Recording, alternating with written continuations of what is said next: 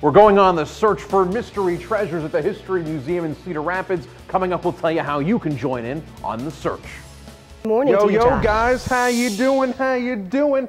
Yo, we are here at the Education Center of Cedar Rapids, and I want to lay some tracks down and tell you a little bit about something called WMT Radio. If you come on out here and you check out this just wonderful thing that they're doing called taking you behind the scenes, you can see some things that really haven't seen the light of day, in some cases for a very long time. When you go out and visit a museum, only about 1% of the items you see in an exhibit are actually on display, and later on this afternoon they're giving a tour to anyone who comes by to show them all of the special items that you normally would not get to see. Now, I am here right now with our very good friend Caitlin Treese. She's the executive director here over at the History Center in Cedar Rapids, and she has an item that is, again, one of those very special things that hasn't seen the light of day in a little while. Now, it looks like a Christmas wreath, but this does not have the warm and fuzzy Christmas feelings, Caitlin. No, it is definitely not made of pine.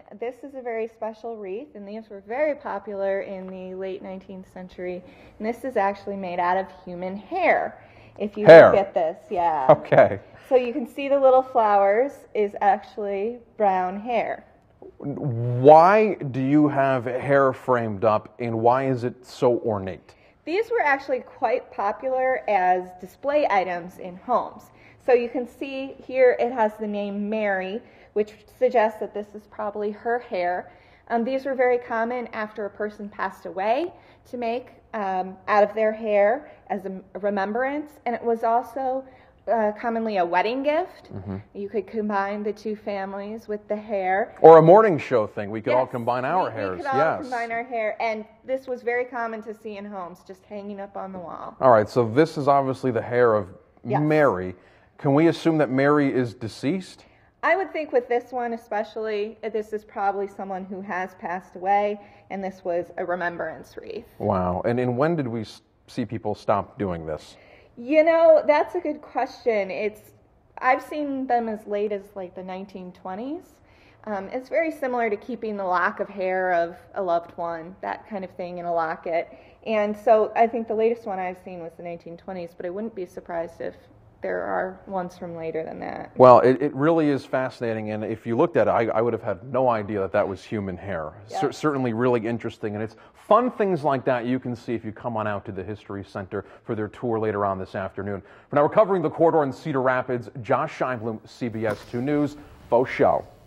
But today you have the chance to go behind the scenes. This morning, Josh Scheinblum is live at the museum with a peek inside. Good morning. Good morning, my friends. How are you guys doing? I'm in a room right now that I'm pretty sure I saw in Indiana Jones. I'm looking around for the Ark of the Covenant, and I haven't been able to find it so far. But if you want to try your hand at it later this afternoon at the History Center in Cedar Rapids, you're going to have the opportunity. They're giving the public the chance to go behind the scenes and see all of the different items that they don't have on display right now in an exhibit. I'm here right now with Mark. He's a historian here over at the History Center, and he's going to give us a sneak preview on just some of the things you may see on the tour. Now, Mark, what are we looking at right here? Yeah, this is a good example of some of the items that the public can come to take a look at from 1 to 4 this afternoon. We're going to have an opportunity to take a behind-the-scenes tour. This is a really unique item. It's very rare, very important to the local history. A lot of people may have heard about the Cherry Sisters, and this is a sign advertising them that used to hang in front of some of the local theaters.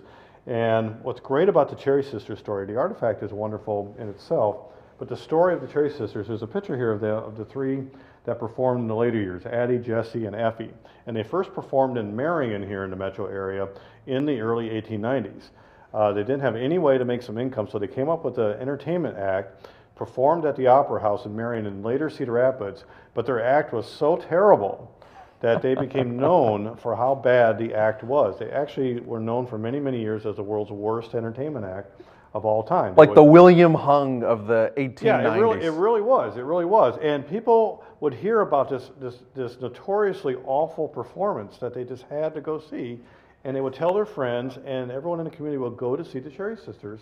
And the singing was awful, the music was terrible, the recitations were ridiculous in some respects, but they were so bad they were good. And people got into a habit over the years of actually bringing vegetables. The story goes that the people would bring vegetables and old shoes and things to throw at the stage while they were performing at places like the Old Greens Opera House. That sounds like some of my live shots. That sounds terrible. But anyways, my friends, if you would like to come out and check this stuff for yourself, they have thousands. It's 50,000 items, I want to say, here right now that you will have the opportunity to see if you go behind the scenes. So make sure you come on out. We have even more items to show you coming up in our next half hour. So stay with us here on CBS 2 this morning. Now we're covering the corridor in Cedar Rapids. Josh Scheinblum, CBS 2 News. Interesting stuff. All right, I love my cell phone. Absolutely love this thing. It's high tech. It gets the internet. It gets everything you could ever want. It even takes pictures. Well, this, my friend, this is the original iPhone right here. Back in the day, if you wanted to call anybody, you probably went to an operating center just like this. They would dial you in, they'd move out the cords and plug it in. What do you think this piece of artifact is? What do you think this is? Oh, I can't see it. There we go. It's for mining, to find for gold. mining, for gold.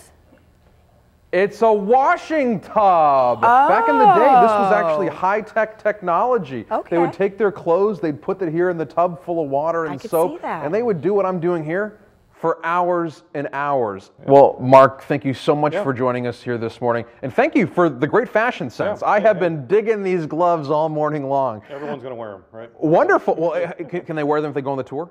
Okay, yeah. Well, we can't touch anything without these, yeah. Okay, so maybe you might get aware of these if you head out on the tour. For now, we're covering the corridor in Cedar Rapids. Josh Scheinblum, Fox 28 News at 7. Interesting, huh? Jennifer's been calling Josh the butler all morning because of the white gloves. I love that. Great stuff. A lot of interesting artifacts.